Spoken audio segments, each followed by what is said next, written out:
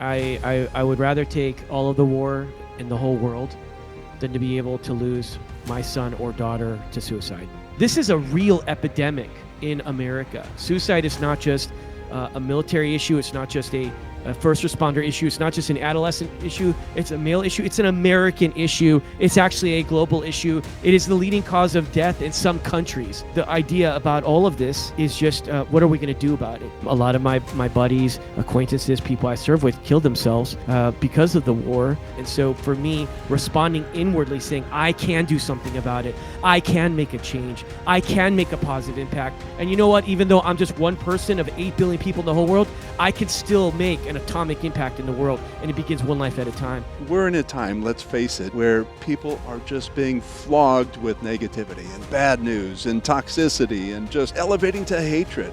And what we want for this podcast is be positive as a mantra, as an attitude, as something that we can call out in those moments where we're challenged and remind ourselves that we do have optimism, hope, and encouragement. And so we invite you in. Enjoy the Be Positive podcast and enjoy hope, optimism, and encouragement. Welcome back to Be Positive Cause. I love these conversations because it's all about staring at what's right in the world instead of hyper-focusing on everything that's wrong, and building from that optimism and hope and encouragement and excitement, enthusiasm. And so I'm very excited to welcome Lance Cummings back on our show and introduce Damon Friedman. Damon is the founder of Shield of Faith and having massive impact on working with our military members, military veterans that are struggling with PTSD and really trying to arrest this epidemic. Epidemic. I was going to say pandemic, but epidemic in terms of people that are successfully choosing suicide, which is one of the most awful environments in the world to be in. And so many times I find that military or non-military people get to this space and look at this and feel it's a good idea. Oh, I'm creating a resolution. I'm helping my family. And not realizing the swath of damage, not only to ending their life, but the impact of that on everyone else's life that survives. Lasting impact. Lasting impact. So Damon, welcome to the program. Yeah, thanks a lot for having me on. Be positive. I'm super stoked about our conversation. It's important that our Americans, our patriots, the people that love this country understand what is happening. We've had 20 years worth of war, the longest war in the history of America, all right, longest war. And right now, we're now just starting to see the implications of combat as men and women who serve faithfully, right, devoted to duty are getting out. And like you mentioned, brother, right, there's an epidemic where over 20 veterans take their lives every single day. We're going to talk a little bit about that, on what's happening, why it's happening, how it's happening, and what we can do as patriots that love America, what we can do together as a collective to honor our American heroes. So thanks a lot for having us, brother. I appreciate it. So in that same vein, I want to take an approach of looking at this pandemic or this situation of people wrestling with suicide. And specifically, I want to look at it from 4 different directions. And starting with looking upward as one step towards resolution, towards positive outcomes. And then following that up with looking inward, looking outward, and looking forward. But to begin with, Damon, looking upward, how are our military members coached? How are you leading them to the step of looking upward and finding hope? Yeah, so obviously for our listeners out there, when we talk about upward, for me, it means that there's a God in heaven. There's a plan for each and every one of us. I believe, with the shadow of a doubt, that the creator, the designer of the universe, who I call Commander, has a plan for us, and that he knows us by name, and we all have a higher calling. And so this is a very, very significant component when it comes to resiliency, when it comes to hope. We're going to be discussing a lot of different approaches on how we can find hope. It requires a systematic approach, and I love the way that you're starting right off the bat. Where is God in all of this? Well, I'm here to tell you that for me, out of all of the treatments and modalities, when we're talking about moral injury specifically, which is a spiritual issue, it's a blunt, kind of like to the soul, right? And so we're looking for hope, and we're asking God very, very critical questions, vital questions, serious questions on why. And God has an answer. He has a plan for each and every one of us, and this journey, maybe we may not know what those answers are right now, but what we do know is that we can trust Him, that we can have faith in Him, and we know without a shadow of a doubt that He can empower us to get through whatever danger or kill zone that we're dealing with. So as I've dealt with some struggles in my personal life, serving 20 years in the military, I've seen some dark times, and basically connecting with the one that shaped me and crafted me and made plans for me has been the most instrumental aspect of my healing journey. And that's to get to know who God is. And the more I get to know who God is, the more I start understanding what my purpose is. And I've realized after all these years during therapy and doing all sorts of resiliency training and just I've realized that I'm a freedom fighter. That's what I'm called to do, and this is through this looking upward and asking God, what is my purpose? Why am I here on this earth? And it has a lot to do with what I'm doing today. So as I'm understanding my purpose as a freedom fighter, it is helping me have a stronger grasp of how I should continue my life, as my old mission was in the military to basically to end extreme terrorism in special operations in the Marine Corps, right? Now I have a new mission, and that's to fight the suicide epidemic, right? To help our men and women overcome this obstacle. They're in an ambush, and it's a kill zone. And our team at SOF Missions is all about trying to help them extract them out of that kill zone, and God is a critical component on it. So that's definitely upward. In terms of those moments, for somebody that's struggling, that doesn't perhaps know God, and so Right. the question could arise, God, where are you? Or for believers, you're in that moment and it just flat out hurts. Your life is at risk. As you put it, Damon, you're in a kill zone, and the question of why, God? Why? Does that come up? Absolutely, 100%. Especially when there's catastrophic events. We'll have I've got somebody that I mourn often. His name is Mark Forrester. He was killed in Firebase Cobra. Really great man. Loved God, loved America, loved our community. He was a special operator, a combat controller, and that was one of the hardest events to deal with being in the military. He received the Silver Star, and he received the Silver Star because there was a sniper out there, and one of the Green Berets got shot. A sniper got him, and Mark Forrester decides they didn't neutralize the target, right? And he went out. He grabbed his SF brother, threw him over the shoulder, and then all of a sudden he got shot in the chest, and both of them ended up dying. There's this verse, for there's no greater love than to lay down your life for another. Right. And I'm here to tell you, this kid, Mark Forrester, he was a good man, and a man of faith, a man of the people. He was a Tim Tebow in combat control and special tactics. He really was. I mean, he would even drink the milk, right? He wouldn't drink any of those beverages or anything.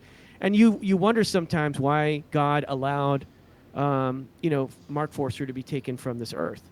I've got other friends, Becky Kozelman, who was second in the world's CrossFit championships, right? She was at the peak of her career. She was crushing it, ends up getting a brain aneurysm, and then she dies literally a week later.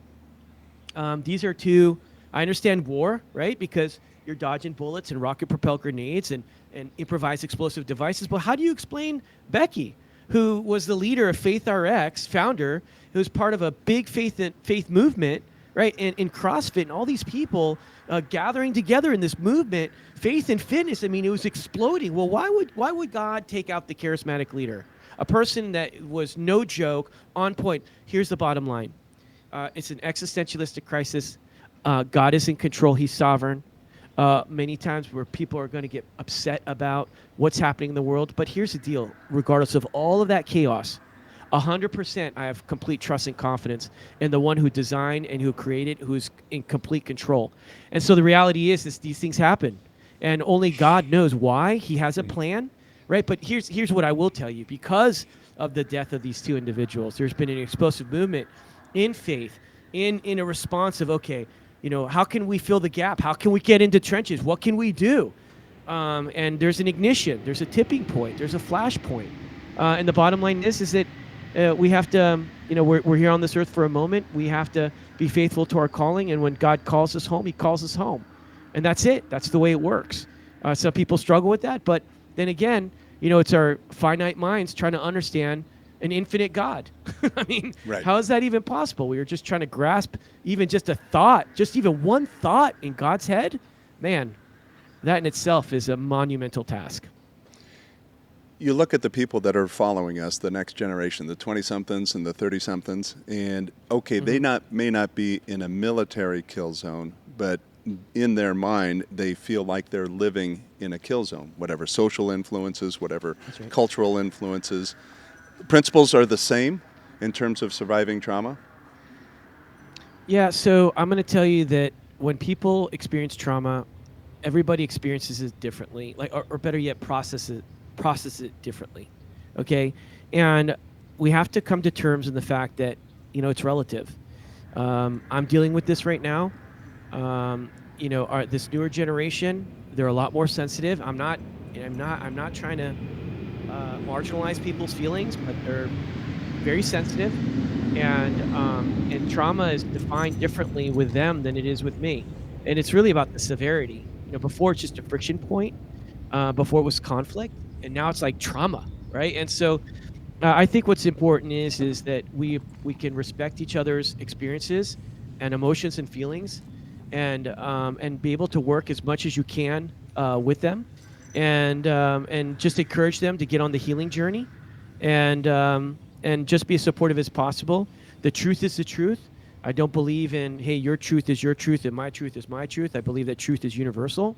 I think perspective is different. And I think it's just trying to understand and appreciate people's perspective. But trauma is something that we all have to process, and we all do it differently. And some of us are a whole lot more resilient than others. And I know I gave you a vague answer, but the reality is it's very idiosyncratic. It's very individualistic. Some people are more resilient than others, and some people are just. I don't want to say it like this, and I hope I'm not judged by it, but some people are really weak, and of course a guy like me who's dealt with a lot of trauma, a lot of stressful situations. I think the more I've experienced these things, the more I probably may disregard at times maybe some minor issues. I mean, some people can get a ticket and then call that trauma. I mean, but that's where our society is right now. But when I think about trauma, I'm thinking about a blunt trauma, man, like blunt. You know what I mean? I'm talking about something protruding. I'm something very physiological, psychological, something spiritual it's just like a bomb coming into your life and just exploding and changing the trajectory of your life. I mean, somebody will get a bad grade in class, and that they'll consider that trauma, and they'll need some serious psychological treatments and modalities. What can we do? Lance, let me ask you, because you were talking in our last episode about expanding the boundaries. And by exposing yourself to that purposefully, it strengthens resilience. So in terms of looking upward and opposing that, looking inward, where you're trying to have people emotionally equipped to deal with certain levels of trauma and training for that, are you coaching them to look inward? Are you coaching them to look upward? Is that a part of your training? To me, in my perspective, Rob, everything's a test. How are you going to respond to that test? And like we were talking about, if some of our spiritual leaders, they have a medical issue and they die early, that's the test for people around them. How are you going to deal with that? Are you going to be resilient? Are you going to take the positive aspects of that person's life and try to implant them within your life, some of their ideals? Or are you going to say, well, there must not be a major plan. God may not have a plan. And you can fall off the wayside like that. But the positive people will see that as something that, okay, I need to make myself stronger by this event, by this incident. When you have two two battle buddies that are killed on the battlefield. And it's a test for the people around him. So by continually training and thinking about what the plan is for me, what's my major plan? How am I going to get through this event, get through this test? If something happens, then I think you become more resilient and you don't fall into a suicidal tendency. And that could be from mental pain, mental anguish, or from physical pain. You see people just, when they're in physical pain and they have a debilitating injury, and there's a cascade of events that lead them to victimhood. Okay, I cannot tolerate this anymore. I can see how this is affecting my family. I'm affecting my family. I'm not the person I used to be. I want to end my life. That's one direction you can go. Damon, graphic. I'll hit you with this cold, but I didn't serve in the military, but I have been traumatized. My daughter chose suicide, and she died in my arms. That bomb went off in our lives, and so two things. One, I didn't recognize the level of her battle. I didn't realize that she was wrestling with that level of pain and anguish.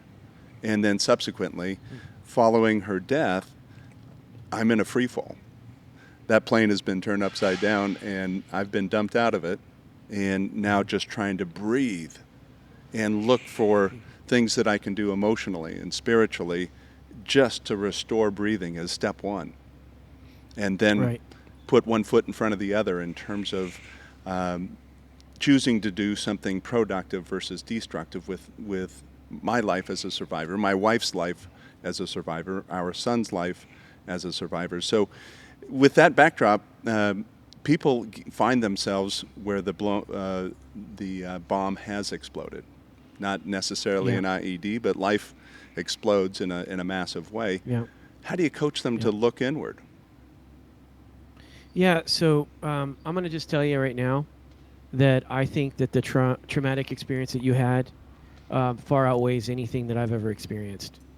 I would rather take all of the war in the whole world than to be able to lose my son or daughter to suicide.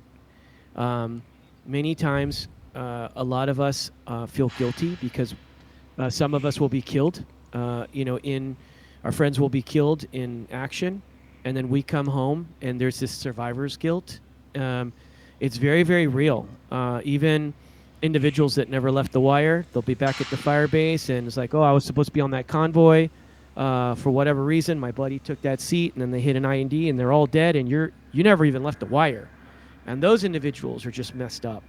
They're dealing with a lot of guilt and anger and anguish. So I'm going to tell you right now, you don't have to go far to experience the traumatic, trauma or whatnot. So my heart goes out to you. I will tell you that the God of the universe will never give you more than what you can handle. And if I were you, I don't know if I could endure it.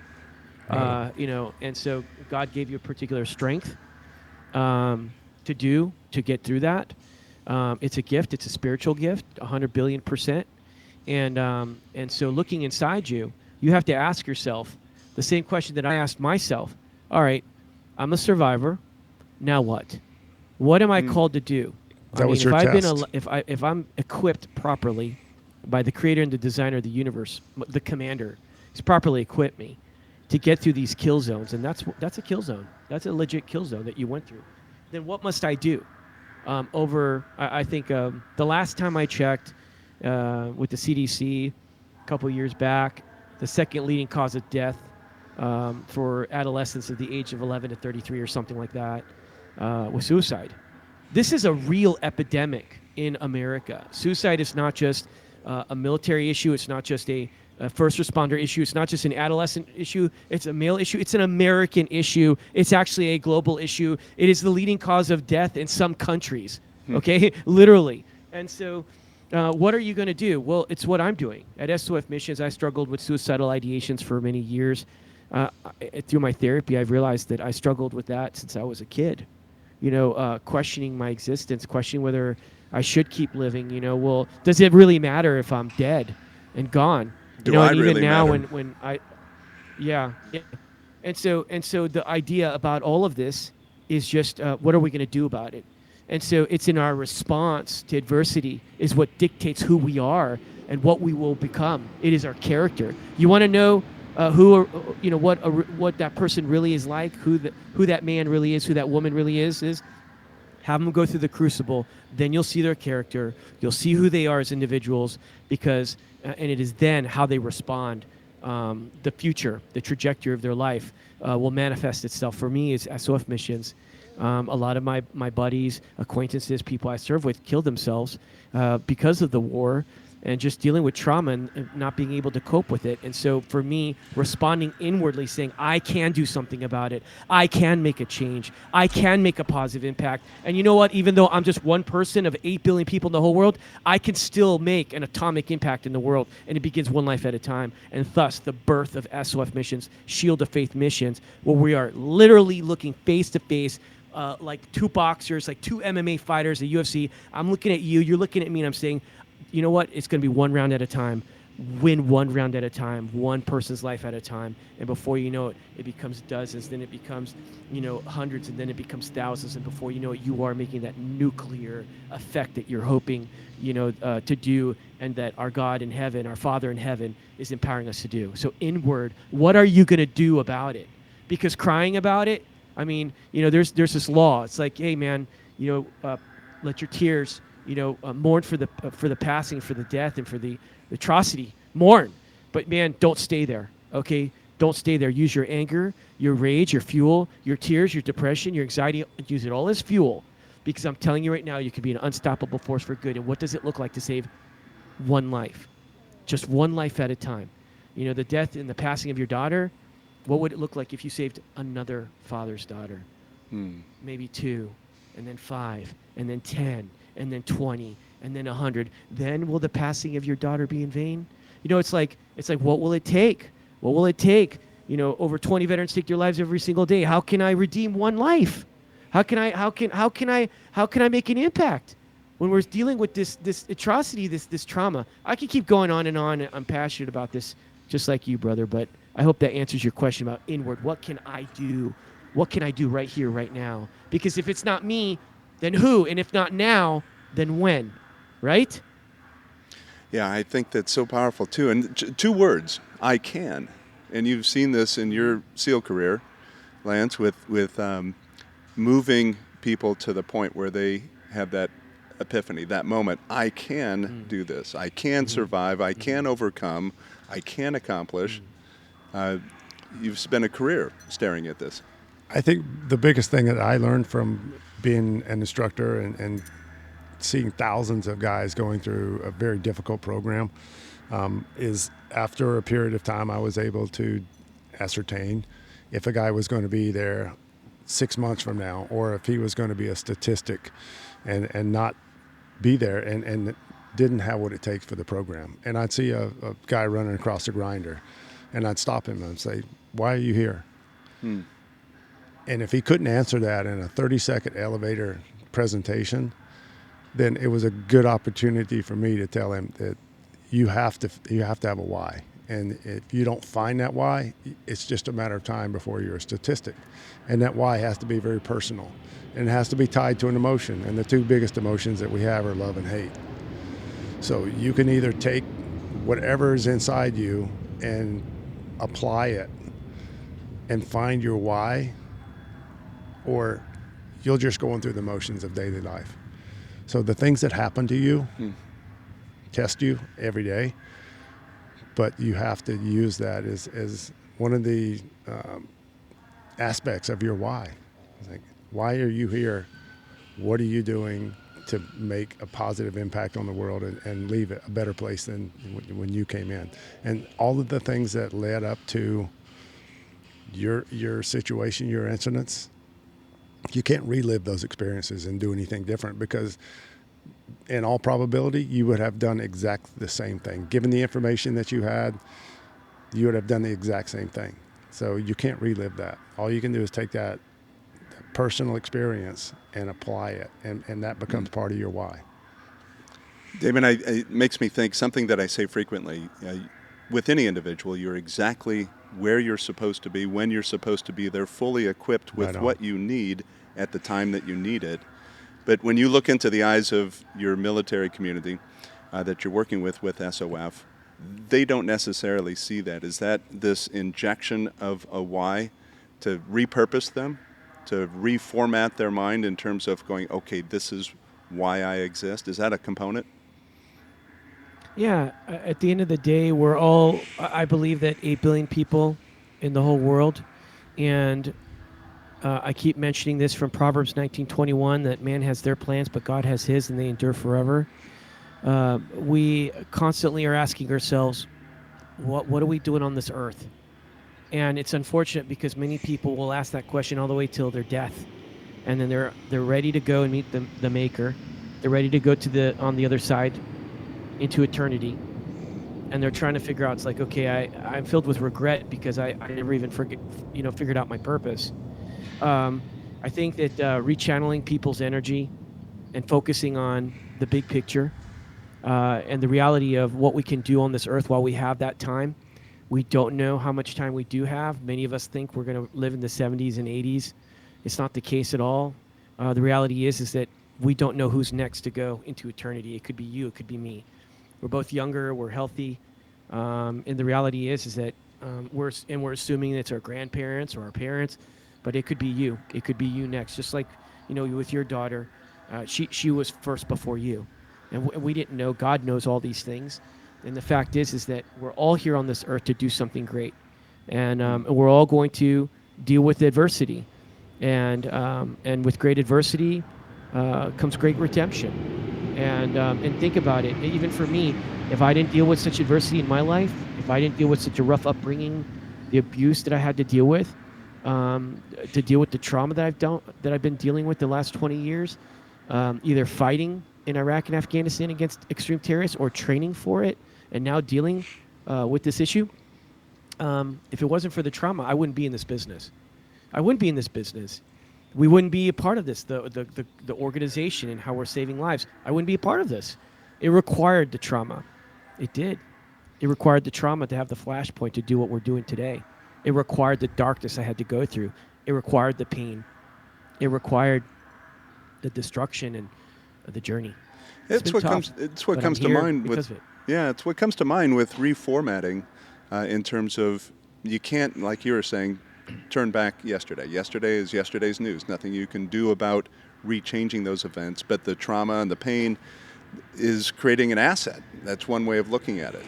And the asset can then be redirected to propel you into something positive coming out of what's obviously been negative. So had you not gone through that experience, and absolutely, how could you talk to someone else whenever we go through trauma about it? We're all at a T intersection, and we're either going to redeem whatever happened or we're going to self-destruct or be part of the problem. It's literally a T intersection. I mean, just think about what you've gone through, right? When when your IED went off in your life, I mean, at the end of the day, you could either stay at home, drink yourself to sleep, you could self-medicate, and you could basically turn into a blob for weeks, months, years, and you could wake up 30 years later and never do anything good about it.